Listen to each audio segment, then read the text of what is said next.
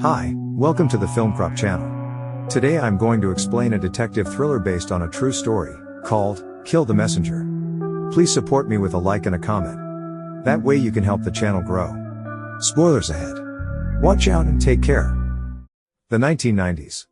The United States recognizes that its number one enemy is drugs. This poison takes the lives of Americans every day.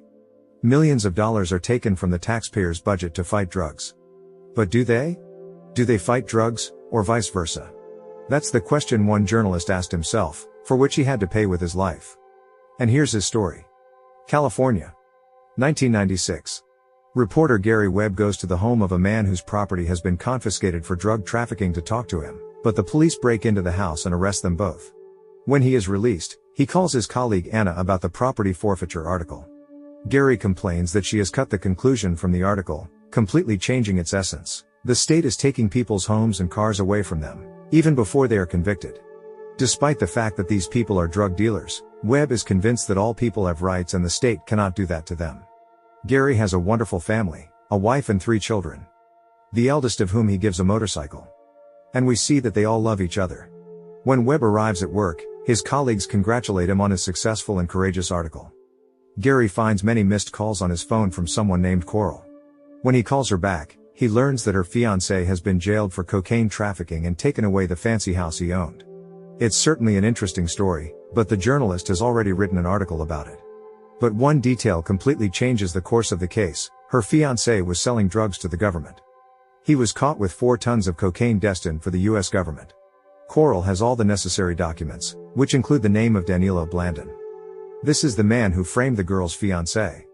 Arriving at the trial, Webb notices Russell Dodson, who is the prosecutor in the case. Coral says he is to blame for everything. Gary follows him and enters the same bathroom as him.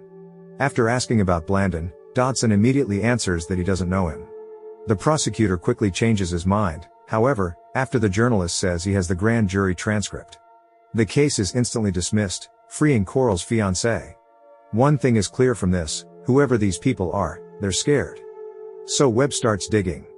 Later, he comes to Ricky Ross's lawyer, whose case also involves Danilo Blandon. The lawyer is adamant that if Blandon will testify, it will only be in defense of the defendant.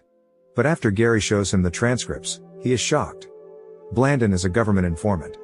The lawyer agrees to help him investigate. Together they arrive at Ricky Ross's prison. He can't believe that Blandon was the informer all along, because he was the main drug dealer on the streets. Ross himself was only his assistant. Webb would like to talk to the informant himself, but he can't, because he is an ordinary journalist and Blandon is a protected witness. Ross's lawyer, however, can do so in his courtroom speech. Together they draw out the whole truth about Danilo Blandon.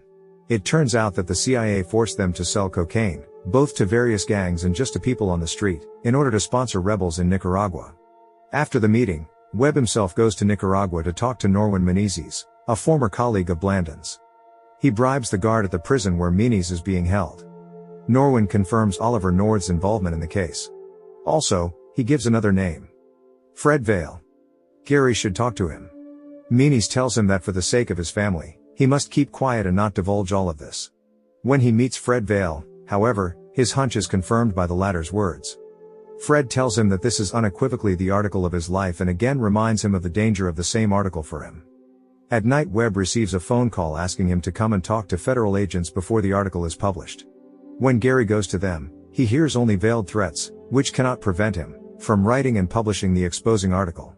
The article is finished. It is called The Dark Alliance and very clearly highlights all of the CIA's crimes against its own people. Its publication causes a furor. The phone number of the newspaper where he works is ringing off the hook. His colleagues congratulate him and give him time to relax with his family. At this time, all the famous newspapers are going through Webb's article looking for errors. They are afraid it will outshine them, since the paper Gary works for is 5 times theirs. The National Media Association recognizes him as Journalist of the Year, and everyone wants to interview him. And he has to give them, because many people are starting to twist his words to their own ends. The call is at 4 in the morning. Fred Vale. He asks him not to give up, even though the government in collusion with the media is starting to lie about him so that everyone will forget about his investigation. Some programs cut interviews involving Webb, and his colleagues say they will not publish anything else related to it because they are afraid of being out of a job. Gary notices someone standing outside his car at night watching him. He grabs his gun and runs after him. The stranger manages to escape. The journalist calls the police, who seem to be in cahoots with the stranger. While Webb is talking to the inspector, some men sneak into his house and search the room with the Dark Alliance investigation. He chases them away. The next day, a fellow editor visits him and warns him that the next week is going to be very hard. Many outlets are conspiring with the CIA and will be slinging mud at him. Not the nicest details of Gary's life are revealed, his affair with another woman. The media made this information public, like grannies on the street. This is one of the lowest and most unprofessional acts. His son found out about it and started asking around. After his father answered him, he said he was disappointed in him, couldn't hold back his tears, and left. Webb was left all alone. The government turned everyone away from him. His superiors sent him off to Cupertino, where literally nothing happens, to rest and be in the shadows. Now he will be all alone. In spite of everything, he keeps digging.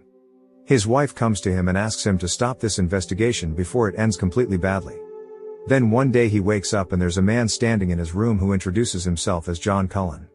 He is a former CIA agent and he has some very valuable information that would corroborate everything Webb says.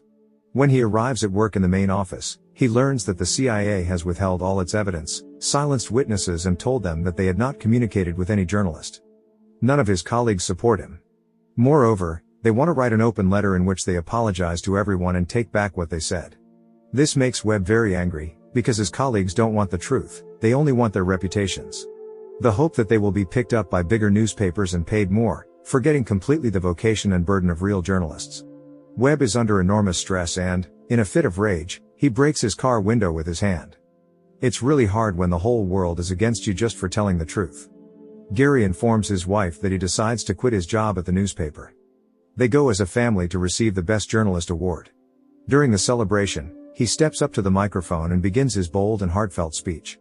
Webb always wanted to be the best journalist, but all circumstances go against him in his dreams. As the speech ends, he drops his resignation letter at his colleague's table. His son, once disappointed in him, now says he is proud of his father. A month later, the head of the CIA resigned his post. In 1998, the CIA released a 400-page report admitting that it collaborated with members of the Contras who smuggled drugs.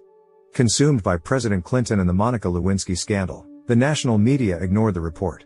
7 years after Gary left journalism, he was found in his apartment with 2 bullet wounds to the head. His death was ruled a suicide and one less honest man in the world.